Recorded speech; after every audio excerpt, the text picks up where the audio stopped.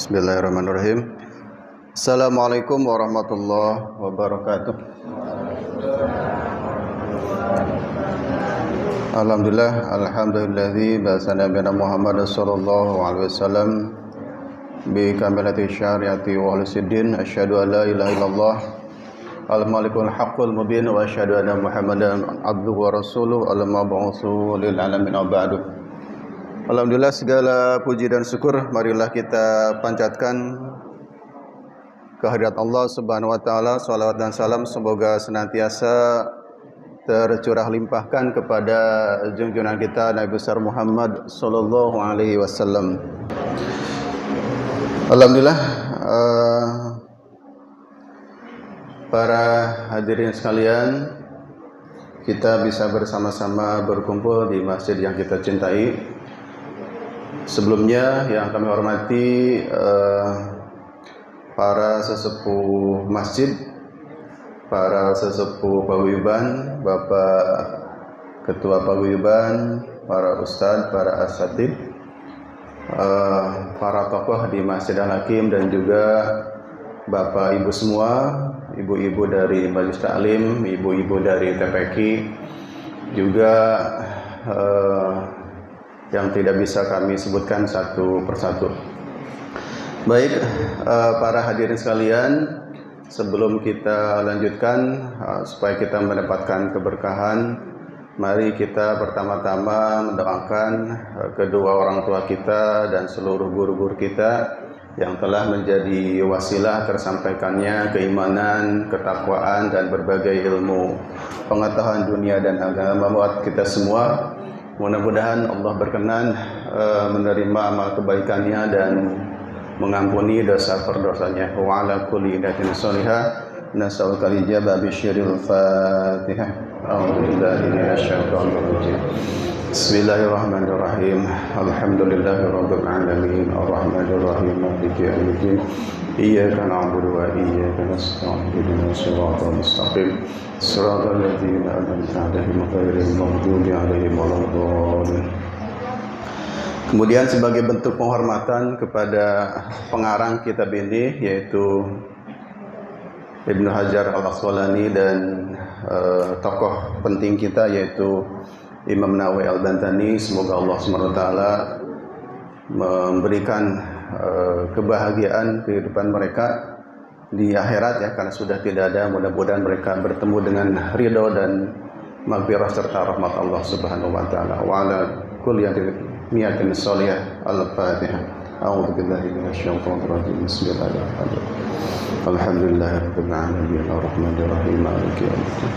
Iyyaka na'budu wa iyyaka nasta'in ihdinas siratal mustaqim siratal ladzina an'amta 'alaihim ghairil maghdubi 'alaihim waladdallin. Hadirin sekalian, saya teringat dengan ini kata-kata walaupun bukan dari ahli agama, tapi ini sangat penting. Siapa yang tidak kenal dengan sosok ahli pencak silat dan sampai menjadi tokoh di dunia film, namanya Kang Yayan Ruhian. Apa perkataan beliau? Penting perkataan beliau itu. Jadi sering-seringlah katanya bersilaturahim dan bertemu dengan guru. Itu ibarat pisau bertemu dengan asahan. Bisa dipahami ya? Jadi kita ini harus sering bertemu dengan guru-guru kita, baik yang lama maupun yang baru, agar bisa mengasah kembali kemampuan kita, gitu ya. Jadi sering-seringlah kita bertemu baik secara lahir maupun secara batin dengan guru-guru kita, agar bahasa kita yang gampang mah, ilmu kita mendapatkan keberkahannya atau kemanfaatannya, minimal dengan mendoakan, gitu. Jadi etikanya adalah begitu. Jadi Pak Hari, di tempat saya itu ada seorang profesor peneliti, orangnya terkenal ya. Beliau itu memecah kebiasaan para ahli akademik. Pak Ustadz Haji ya. Pak Haji tahu ya, kalau di perguruan tinggi itu aneh kalau orang mau ngajar mendoakan dulu guru dulu, mendoakan gurunya dulu gitu. Tapi beliau mendoakan gurunya dulu gitu.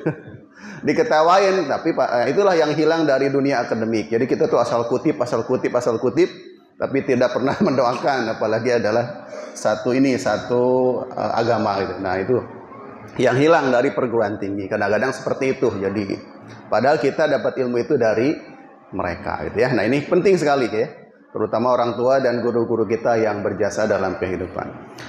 Baik Bapak Ibu sekalian, kita melanjutkan kajian kitab Nasoihul Ibad. Ini masih bab, jadi salah satu karakter dari kitab Nasoihul Ibad ini adalah bab-babnya itu dibagi, ada bab yang 2 konten, 3 konten, 4 konten, 5 konten, dan selanjutnya. Jadi ada yang isinya 2, ada yang 3, ada yang 4 dan selanjutnya gitu ya. Nah, sekarang kita masuk pada sebuah bab yang judulnya ini 2 perbedaan. 2 perbedaan ini sebetulnya diambil dari satu teks. Selanjutnya mungkin konteksnya berbeda gitu ya. Kita mulai. Bismillahirrahmanirrahim. Wal maqalatul hadiyatu wal ishrun. Selanjutnya masuk pada topik, kalau bahasa kita topik atau perbincangan yang ke-21.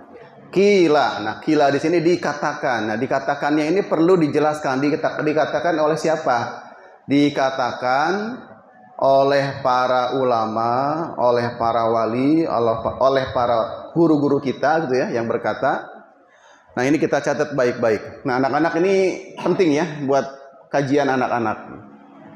La gurbata lil fadil wala watona lil jahil.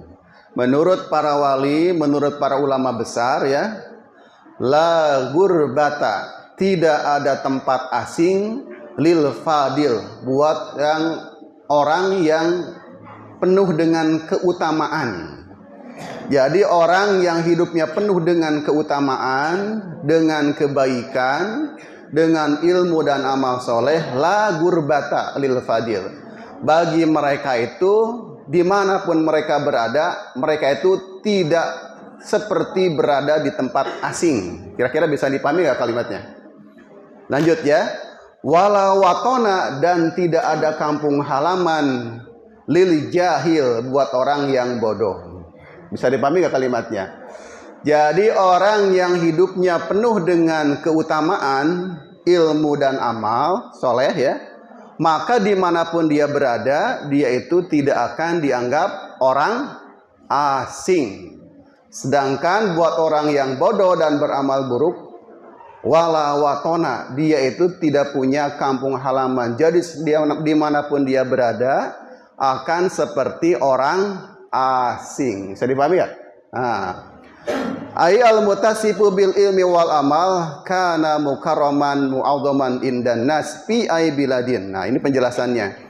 Yaitu bagi orang yang kehidupan sehari-harinya dihiasi dengan ilmu dan amal soleh ya, kana mukarraman mu'adzaman indan nas. Mereka itu orang yang dipenuhi dengan ilmu dan amal soleh kesehariannya, mukarraman mu'adzaman, mereka itu akan selalu dimuliakan dan diagungkan indanas oleh manusia. Fi ai biladin, dimanapun dia berada atau dimanapun, di negeri manapun dia berada. Fakana kullu baladin indahu watonan, maka dimanapun dia berada, walaupun di negeri asing ya, walau kana goriban watonan, maka dimanapun dia termasuk di tempat asing, watonan, maka tempat asing itu akan menganggap dia sebagai orang situ atau akan menjadikannya seperti kampung halaman. Wal jahil, sedangkan bagi orang bodoh, bihi lapidalik, bertentangan atau sebaliknya. Bisa dipahami ya? Jadi kalau dalam kehidupan sehari-hari kita ini penuh dengan ilmu, penuh dengan amal, dimanapun kita berada, kita akan dianggap orang, atau kita akan dianggap sebagai pribumi, akan diterima. Asal punya apa? Ilmu dan amal soleh. Ilmu dan amal soleh, gitu ya.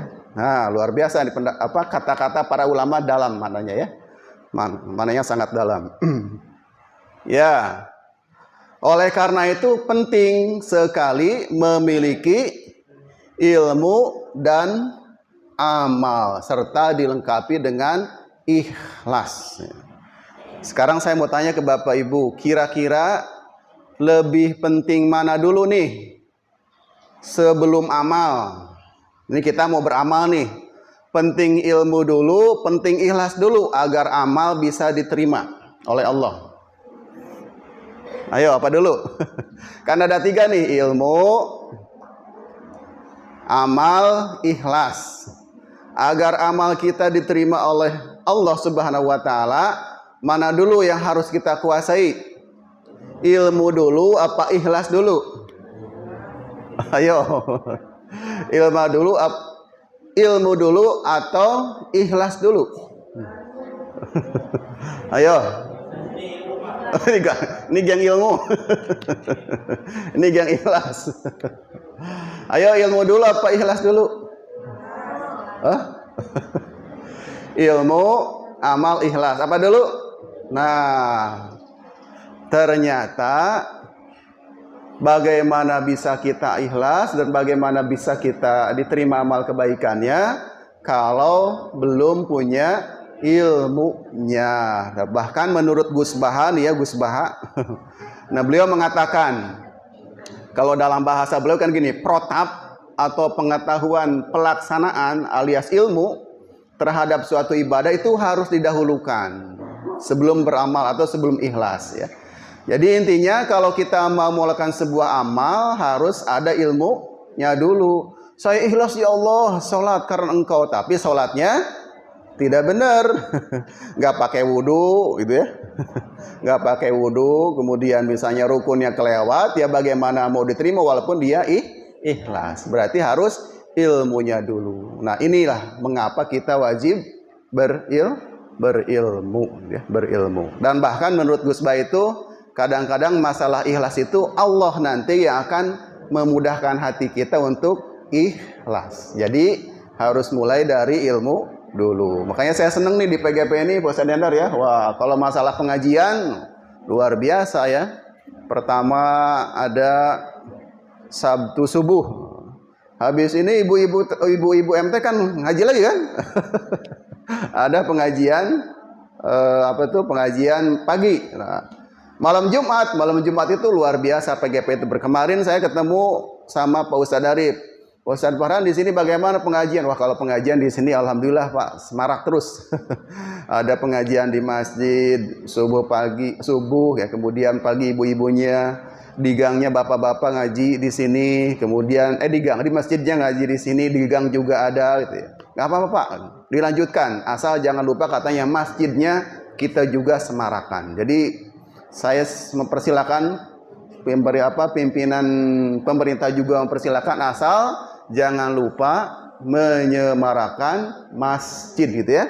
Karena ketika ibu ngaji di masjid ada 2 pahala Bu. 1 mendapatkan ilmu, kedua adalah dapat pahala memakmurkan masjid gitu ya, memakmurkan masjid gitu. Oke, jadi sekali lagi yang paling penting agar amal itu diterima tentu saja ilmu. Nah, ditarik ke belakang lagi harus ada iman. Jadi lengkapnya agar sebuah amal bisa diterima dengan baik tentu saja harus iman, ilmu, ikhlas gitu ya. Kalau ditarik ke belakang. Tapi kalau masalah iman kan insya Allah kita sudah punya basicnya semua gitu ya.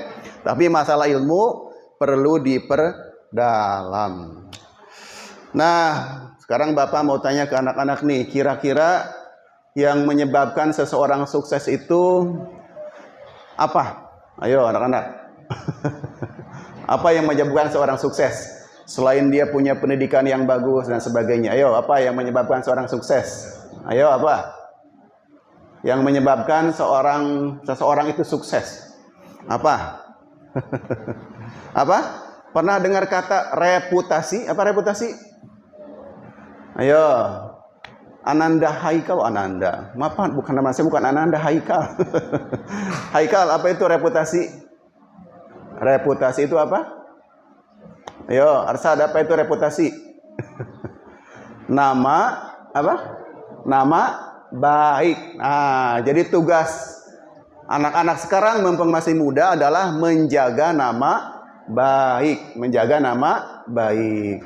Termasuk menjaga nama orang tua. Nah, Bapak ingetin nih Bu, saya kan kadang-kadang sholat di masjid, mendengar omongan-omongan mereka itu. Nah, itu saya agak miris, apalagi kalau ngomongannya sudah ngomongin orang tua. Bapak lu sih, bapak lu. Nah, itu jangan ya. Jangan kalau bercanda bawa-bawa nama orang tua. Yang santai-santai aja ya. Yang santai-santai aja. Nah, anak-anak perhatikan nih. Ini rumus sukses. Perhatikan ya. Ini rumus sukses. Jadi anak-anak, kalau anak-anak dari sekarang ingin sukses, maka mulailah membangun amal soleh. Amal soleh jadi orang baik intinya ya. Ciri orang baik itu 3 anak-anak ya. 1, ayo perhatikan, perhatikan, ikutin Bapak. 1, hatinya baik. Hatinya baik. 2, lisannya baik. 3, perbuatannya baik. Dengan rumus itu 3 aja, anak-anak pasti mendapatkan ridho manusia dan ridho Allah Subhanahu wa ta'ala. Jadi ridho manusia itu dikasih pekerjaan, dikasih jodoh yang baik gitu ya. Kalau meninggal mendapatkan ridho Allah Subhanahu wa ta'ala. Simpel kan hidup sukses itu? Apa tadi? Ulangi Arsad. Hei, apa aja tadi supaya jadi orang baik? Hati baik, mulut yang baik, lisan yang baik, dan perbuatan yang baik. Bisa mempraktekannya? Bisa. Nanti mulai di lapang ya. Nah, mulai di lapang siap menjaga lisan? Siap, nah gitu. Ya, gitu ya. Nah, ini PR buat PR kita semua. Ibu-ibu gini, bapak-bapak mohon disimak juga. Saya dengan istri saat ini konsen mendengarkan kisah di YouTube tentang kasus TH dan YTR. Dengar ya? Masya Allah. Jadi TH ini dari kecil, tahu ya TH ya? Tukang tahu. TH. Karena sesama muslim nggak boleh terlalu detail. Jadi TH ini dalam kehidupan kesehariannya itu waktu kecilnya itu ya dia itu agak dimanja. Kalau berantem kemudian dimenangkan oleh orang tua. Pokoknya segala macam lah itu. Nah, akibat salah pendidikan dia itu menjadi dalam tanda kutip menjadi manusia ya agak mirip-mirip monster gitu. Gimana maksudnya? Ada seorang perempuan baik-baik, dia bekerja di sebuah perusahaan. Perempuan ini dia sehari-harinya kemudian mengirimkan biaya tambahan untuk orang tuanya membantu ya jadi tulang punggung keluarga. Ketemu dia berhenti, tidak lagi mengirim uang kepada orang tuanya. Pekerjaannya juga pindah, tidak dilanjutkan pekerja. Udah 2 tuh merusaknya. 1 tidak lagi mengirim biaya kepada orang tuanya. Kemudian perempuan ini berhenti bekerja. Habis itu dirinya rusak secara lahir juga secara batin.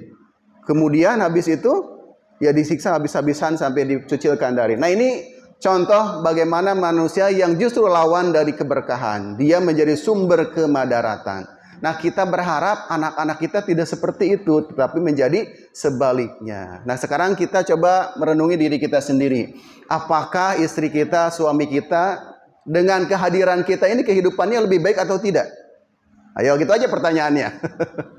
Apakah kehidupannya lebih menjadi baik, kemudian ekonominya membaik, orang tua kita juga kecipratan kebaikan, misalnya dengan dikirim tiap bulan. Anak-anak kita lahir dengan lisan yang baik, dengan perbuatan yang baik. Nah, itu adalah orang yang penuh keberkahan dalam hidupnya. Jadi datangnya itu membawa keberkahan. Nah, ciri orang yang baik itu kayak gitu. Kedatangannya itu dimanapun dia berada membawa kebaikan. Dan tadi TH ini awalnya sama, Bu. Datang membawa cinta. Ujung-ujungnya malah petaka. Nah, kita juga sama ketika membangun rumah tangga membawa cinta. Ujung-ujungnya harus membawa ke surga. Ini sedikit. Ibu-ibu, bapak-bapak, tahu nggak mengapa gambar cinta itu suka dipakein sayap? Gitu kan? Ini pakai gaya muda ya, anak muda nih. Ada lambang cinta, kemudian dipakai sayap. Maksudnya apa? Jadi kalau kita mencintai seseorang, buat dia bisa terbang mencapai keridhaan Allah dan keridhaan manusia, bukan tanda cintanya yang retak. Nah, yang TH ini adalah cintanya yang retak. Jadi cinta yang kita tunjukkan itu adalah cinta-cinta yang memerdekakan, cinta-cinta yang menerbangkan pasangan kita pada ridhonya Allah Subhanahu wa ta'ala. Nah, itu dari situ sama-sama mulai dengan cinta. Nah, ini tumben katanya. Tapi penting. Nah, kita ini kan tadi fitnahnya dari cinta ya. Nah, ternyata begitu. Baik, kita lanjutkan lagi ya. Jadi intinya iman, ilmu dan amal. Ilmu dan amal. Jadi ketika orang dimanapun dia berada membawa ilmu dan amal, maka dia akan diterima. Ya, akan diterima. Apalagi yang dimaksud di sini adalah amal soleh. Lanjut. Wal maqalatu saniyatu wal isrun. Wal isrun ya. Wal maqalatu saniyatu wal isrun. Selanjutnya adalah perbincangan yang ke-22. Kila dikatakan oleh para ulama, oleh para wali, oleh para ahli hikmah, man kana bi taati indallahi qariban kana bainan nasi ghariban. Barang siapa ya yang taat kepada Allah qariban dan dia merasa dekat dengan Allah, kana bainan nasi ghariban. Maka kalau keseharian itu dia sudah merasa dekat dengan Allah, akrab dengan Allah, bainan nasi ghariban, dia itu akan merasa terasing ketika terlalu banyak bergaul dengan manusia. Ya, jadi maksudnya dia tidak lagi terlalu nyaman ya bergaul dengan manusia kalau dia sudah merasa nyaman dekat dengan Allah. Nah, kalau kita mah kebalikannya biasanya kan, wah dengan teman kalau ini kemana-mana sebenarnya. Tapi giliran sholat malas-malesan, giliran zikir malas-malesan, giliran ibadah malas-malesan. Ini bukti kalau kita mungkin terlalu mengakrabkan diri dengan manusia, padahal seharusnya kita mengakrabkan dirinya dengan Allah Subhanahu wa ta'ala. Aiman istasna bi istighali ta'atillahi ta'ala, yaitu orang-orang yang merasa senang dengan sibuk taat kepada Allah Ta'ala, sara maka dia akan menjadi mustahishan, terasing anin nas, dari manusia. Nah, boleh gaul dengan manusia asal manusianya itu mengingatkan kita kepada Allah Subhanahu wa ta'ala. Jangan yang menjauhkan kita dari mengingat Allah Subhanahu wa ta'ala, gitu ya. Jadi kalau kita, nah ini penting ya. Jadi kalau kita mah terlalu terikat dengan ikatan-ikatan terlalu berlebihan dengan manusia-manusia gitu ya. Padahal nanti, sekarang saya mau tanya, nanti kalau mati kita ngajak teman nggak? Enggak. Ketika kita meninggal nggak ngajak teman kan? Nah, bahkan istri kita, suami kita juga nggak bisa dibawa, padahal mereka yang paling mencintai kita. Nah, padahal nanti saat mati kita itu justru sangat mengandalkan ridhonya Allah Subhanahu wa ta'ala. Benar ya? Gitu. Lanjut. Nah, ini Ibnu Taimiyah pernah berkata seperti ini. Hendaklah seorang hamba memiliki waktu-waktu khusus menyendiri untuk berdoa, gitu ya. Salat, merenung, muhasabah, dan memperbaiki hatinya. Jadi waktu merenung itu menjadi bagian penting ya. Mungkin sambil nungguin azan subuh gitu ya, kita berzikir gitu ya. Di situ kan dianjurkan ya ketika kita sambil menunggu azan subuh itu memperbanyak istighfar. Bahkan katanya menurut suatu kitab dikatakan kalau kita ingin menaklukkan dunia, ada amalan khusus sebelum selesai subuh. Maksudnya sambil menunggu azan subuh. Bacaannya apa? Subhanallah wa bihamdihi subhanallahil adzim astagfirullah.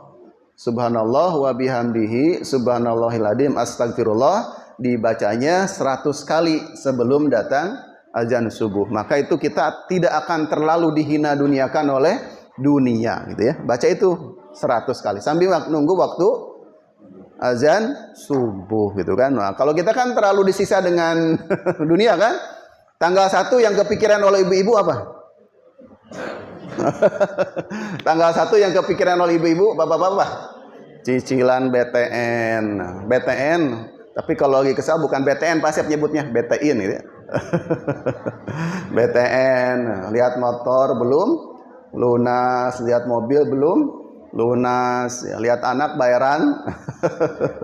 Jadi bagaimana kita dihina duniakan, diinjak-injak dengan dunia. Bapak-bapak lihat burung belum dikasih makan gitu ya. Ditinggalin takut meninggal. Harga burung kan mahal-mahal ya. Giliran pergi jauh-jauh, pikirin makannya gimana gitu. Jadi beban. Jadi beban gitu. Ya banyak.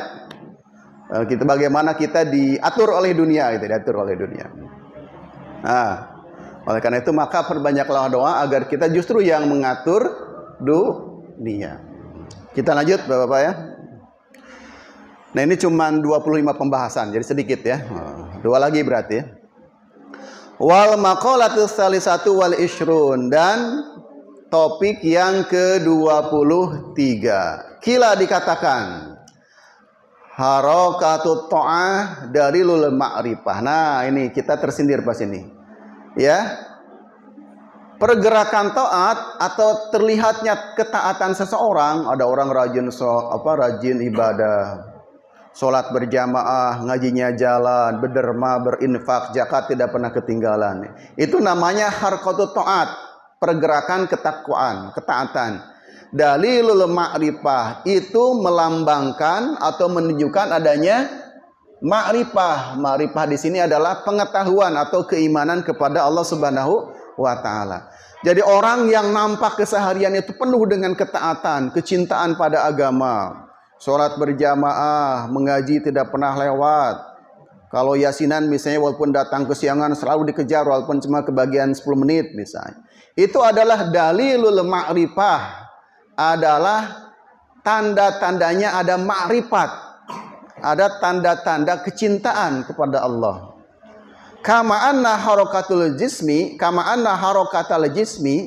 seperti halnya pergerakan tubuh kita, dalilul hayat, menjadi petunjuk adanya kehidupan.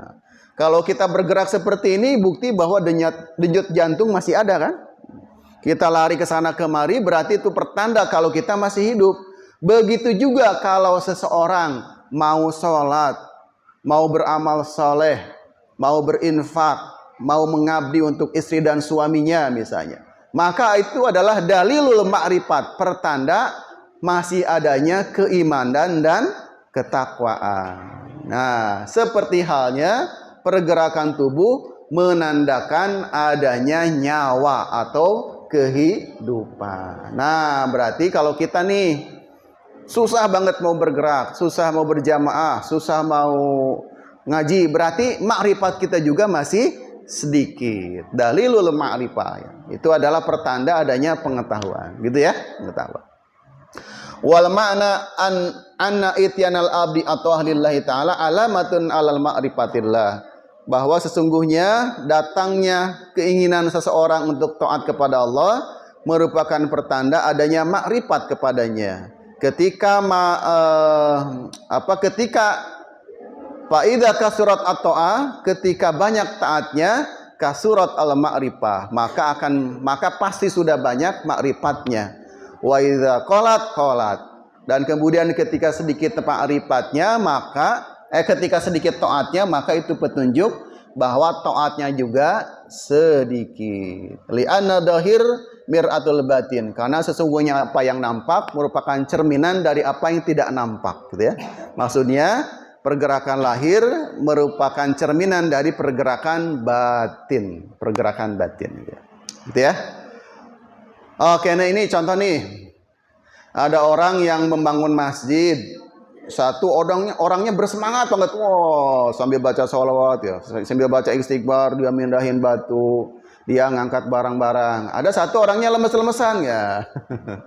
Ini ada kisah filosofisnya ya. Kemudian katanya orang yang malas-malasan ini tanya, Anda sedang ngapain? Oh, saya sedang membangun masjid. Nanti kalau masjid ini kami bangun, kami bisa sholat berjamaah, kami bisa ngaji bareng, mencari ilmu bareng, gitu ya. Sehingga dia dalam otaknya penuh ma'rifat gitu kan, penuh pengetahuan. Yang satu lagi ditanya, kamu sedang ngapain?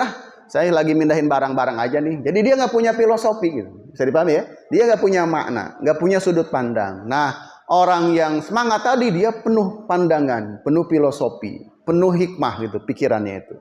Nah, itulah yang harus kita cari dalam kehidupan keseharian.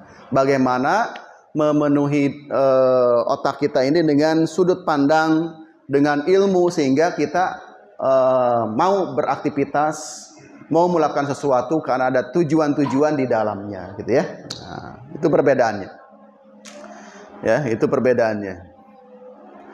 Nah, ini Pak Hari saya lagi agak terganggu ya dengan sebuah postingan, Pak Ustadz Endar juga tahu ya. Ada sebuah kelompok, bukan sebuah kelompok, sebuah komunitas mahasiswa namanya BEM, Badan Eksekutif Mahasiswa di sebuah perguruan tinggi. Nah, ini kami di kalangan akademik terganggu, termasuk agamawan, para alim ulama semestinya harus terganggu dengan kata-kata ini. Jadi mereka BEM psikologi ini, saya tidak usah nyebutin perguruan tingginya, yang jelas bukan UIN ya. Bukan UIN. BEM ini mengatakan katanya bahwa LGBT itu bukan penyimpangan. Ini kan miris ya. Bukan penyimpangan. Bukan penyimpangan. Saya penasaran banget. Kemudian saya lacak apa alasan mereka mengatakan LGBT ini bukan penyimpangan. Saya baca sampai nanya Mang ChatGPT. Ternyata begini. Dalam ilmu psikologi klinis, ini pohon jangan sampai saya disalah tafsirkan pemaknaannya ya, biar jelas.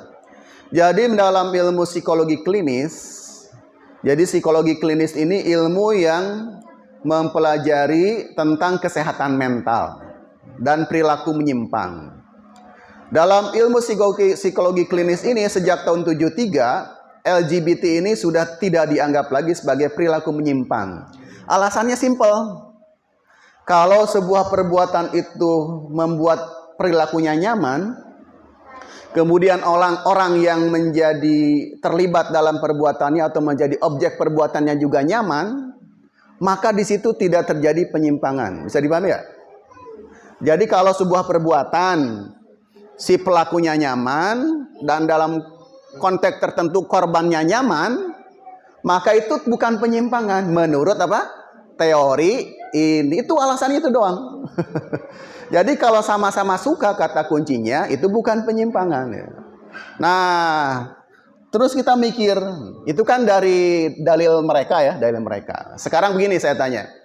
Menurut ilmu ekonomi, jangan bilang dulu agama ya, menurut ilmu ekonomi, kalau uang 100.000 kemudian dibagi-bagi percuma, kita bagi misalnya 50.000 kepada orang lain, sisanya tinggal 50.000 kan? Kita rugi atau untung dalam kacamata ekonomi? Rugi atau untung? Kita kasih aja gitu. Dalam kacamata ekonomi, untung atau rugi? Rugi, gitu kan? Sama kayak gitu, Bu. Jadi ilmu ekonomi itu membatasi wilayahnya sendiri. Dalam ilmu ekonomi, ngasih uang 50.000 itu rugi. Karena saya seharusnya punya uang 100 dikasih 50, cuma 50, rugi kan? Rugi. Itu ilmu ekonomi. Cuman dijelaskan lebih lanjut oleh ilmu agama. Kalau kamu ngasih 50.000 ini kepada orang lain, itu ada peluang kamu mendapatkan pahala dari Allah, juga kecintaan manusia. Bisa jadi setelah kamu ngasih uang 50.000 itu, orang yang dikasih memberikan balikan yang lebih besar. Misalnya ngasih makanan yang enak-enak atau berterima kasih, mendoakan. Sehingga dalam kacamata agama, uang 50.000 itu yang diberikan bukan kerugian, malah kebaikan. Walaupun dalam kacamata ekonomi dianggapnya rugi, tapi dalam kacamata agama untung. Begitu juga tuh sebaliknya yang tadi itu. Menurut psikologi klinis yang tadi itu bukan kesehatan mental, bukan penyimpangan kan? Nah, karena tidak dilacak lebih lanjut. Tapi kalau dinilai oleh kacamata agama, perbuatan tersebut di akhirat mendatangkan murka Allah, dan di dunia akan mengakibatkan kerugian bagi dirinya sendiri, yaitu datangnya datangnya penyakit dan lain sebagainya. Bahkan dalam kacamata ilmu sebelahnya lagi, dalam ilmu kedokteran, perbuatan tersebut berisiko mengakibatkan penyakit. Nah, jadi dia berbicara dalam wilayah ilmunya sendiri. Bisa dipahami nggak? Nah, begitu bisa. Nah, sudut pandang kita agar paham, oh begitu maksudnya. Dan kita tidak boleh hanya mengambil satu ilmu ini, lihat dari berbagai sudut pandang ilmu-ilmu sosialnya, ilmu kesehatannya, ilmu agamanya. Nah, nanti kita bisa menjelaskan kepada anak-anak kalau ada pertanyaan yang aneh-aneh tadi. Bisa dipahami ya Bapak Ibu ya? Bisa dipahami. Nah, jangan sampai salah tafsir kata-kata saya. Jadi itu alasan mereka menyebabkan itu perilaku menyimpang. Tapi dalam pandangan agama dan kesehatan tetap saja itu menyimpang karena berisiko merusak dirinya sendiri bahkan merusak orang lain, gitu ya. Nah, gitu. Itu. Nah, itulah. Jadi dalam dunia, nah saya sampaikan Bu, dari dalam dunia ilmu pengetahuan antara satu disiplin ilmu dengan disiplin ilmu lain itu suka saling ini Pak Ustadz bukan ya, saling menjagokan dirinya. Nah, kayak gitu tuh. Mereka lagi menunjukkan jago dirinya, padahal ada ilmu yang lebih tinggi. Bisa dipahami kan? Nah, saya harus menyampaikan ini agar kita bisa melihatnya lebih detail, gitu ya. Dikit lagi ya, udah jam 6. Wal maqalatur rabi'ah dan wal maqalatur rabi'atu wal isrun dan perbincangan yang ke-24 qala an-nabi sallallahu alaihi wasallam aslul jami al khotoya hubud dunya. Kita baca yang birunya aja ya biar cepat. Ya, telah bersabda Nabi kita Nabi Muhammad sallallahu alaihi wasallam aslul jami al khotoya hubud dunya. Jadi asal dari segala keburukan adalah hubud dunya. Asal dari segala keburukan adalah hubud dunya atau cinta kepada dunia. Di sini dijelasin Ibu. Ini jangan marah ya, tapi ini kata-kata Ustadz nih, kata-kata Pak pengarang kitabnya. Termasuk asal dari keburukan itu apa tadi? Hubud dunia. Asal dari segala keburukan adalah cinta kepada dunia yang berlebihan. Nah, termasuk nih katanya nih. Nah, jadi kesindir semua kita nih. Yang termasuk cinta dunia berlebihan itu adalah wahia mazada anil hajat. Jadi yang termasuk hubud dunia itu adalah melebih-lebihkan sesuatu yang bukan kebutuhan pokok.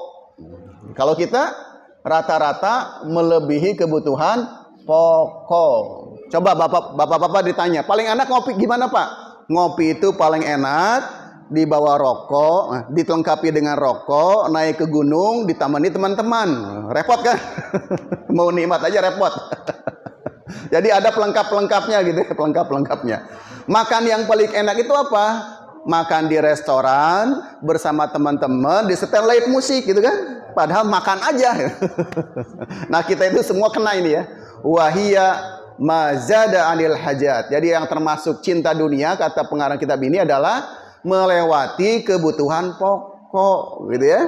Padahal di rumah bikin telur coplok kalau lagi lapar enak. Oh, tapi kita ini karena pengen suasana tambahan, makannya harus naik ke gunung, cari restoran yang paling keren, ditemani teman-teman, harus ada live music, habis itu ada door prize. Wah, repot amat. Aduh, repot ya. Kalau sekali-kali boleh, kalau tiap minggu tekor. Tekor. Nah, itu katanya hubud dunia menurut kitab ini. Tapi benar juga kan? Nah inilah yang membedakan kita dengan orang Cina, Bu. Aduh, maaf agak panjang dikit ya. Jadi saya ingat. Jadi orang Cina itu, Bu, mengeluarkan uang itu ada 3 pertimbangan. 1, memenuhi kebutuhan pokok, ya. Kedua adalah uangnya itu dikeluarkan untuk mendapatkan uangnya lagi. Ya. Ketiga, dia mengeluarkan uang untuk mendapatkan dampak sosial atau untuk berderma. Kalau kita apa dulu? Nah, baru yang terakhir yaitu mengeluarkan uang untuk kesenangan. Kalau kita apa dulu? Mengeluarkan kebutuhan pokok langsung kesenangan gitu kan. Padahal orang Cina itu mereka ada namanya the wisdom of wealth, kebijaksanaan dalam kekayaan. Caranya apa? Uang yang keluar itu digunakan untuk apa? Memenuhi kebutuhan pokok dulu, untuk mencari uang tambahan, berderma pada orang lain, baru untuk kesenangan. Kalau kita mah langsung lompat, kebutuhan pokok langsung kesenangan. Akhirnya punya tabungan, dipakai jalan-jalan terus semuanya. Nah, berarti kita tidak bijaksana dalam kehidupan. Cek rekening bapak-bapak, ibu-ibu gitu ya. Cek rekening. Berapa untuk makan, berapa untuk jalan-jalan, berapa untuk tabungan. Nah, kita kurang wisdom ya. Kurang wisdom. Nah, ini saya lewat ya, karena sudah lewat. Sudah waktunya udah habis. Jadi, nah ini contoh-contohnya ya. Nah, ini yang terakhir ya. Wal maqalatul khamisatu wal isrun, wal maqalatul khamisatu wal isrun, dan perbincangan yang ke-25, kila dikatakan al muqirru bit taksir abadan mahmudun wal iqraru bit taksir alamatul qabul. Dikatakan bahwa orang yang mengakui kekurangannya dalam beribadah, maksudnya dia merasa bahwa ibadahnya masih kurang, abadan mahmudun, orang tersebut itu terpuji. Jadi kalau kita merasa ibadah kita masih sedikit, masih kurang sempurna, itu abadan mahmudun. Itu adalah sikap terpuji. Wal iqraru bit taksir, dan orang yang mengakui kekurangannya alamatul qabul. Jadi kalau kita merasa ibadah kita masih kurang, masih jelek, masih kurang, pokoknya banyak kurangnya, banyak lemahnya, itu justru adalah alamatul qabul, tanda diterimanya amal. Kalau kita udah ibadah, kok ya Allah sholat saya belum khusyuk. Ini kalau mendengarkan Ustadz Heru Imam, kita otaknya kemana-mana gitu, nggak fokus misalnya. Nah itu adalah kemudian kita merasa bahwa kita ibadah kita masih seperti itu, banyak ngelamunnya, ya.